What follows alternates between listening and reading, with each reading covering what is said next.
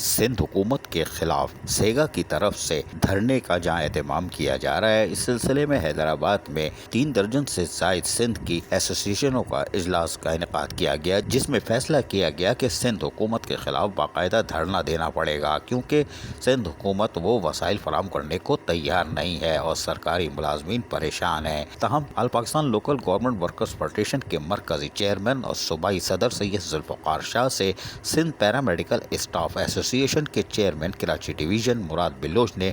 उनके दफ्तर में मुलाकात की। इस मौके पर जहां दीगर उमूर पर तबादला ख्याल किया गया, वहीं सिंध हुकूमत के खिलाफ सेगा की तरफ से धरने में शिरकत का भी फैसला किया गया। और सिंध पैरामेडिकल स्टाफ एसोसिएशन के चेयरमैन कराची डिवीज़न मुराद बिलोच ने कहा कि वो भी सेगा के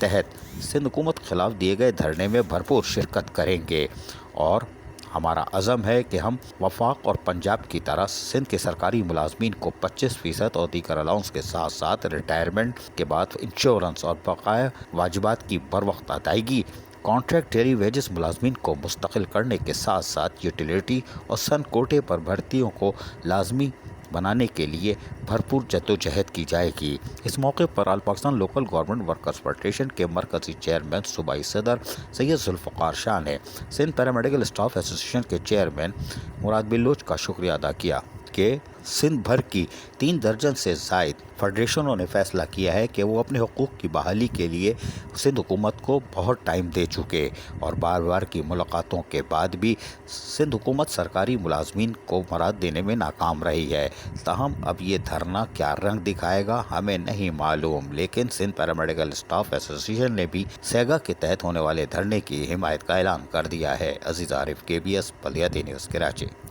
ऐसी ही खूबसूरत वीडियोस फ्यूचर में हासिल करने के लिए रेड बटन पर क्लिक करके और बेल आइकॉन को प्रेस करके हम सबके सब्सक्राइबर बनना मत भूलिए।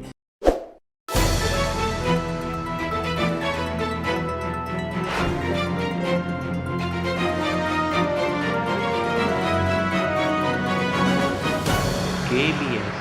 बल्दियाती न्यूज़।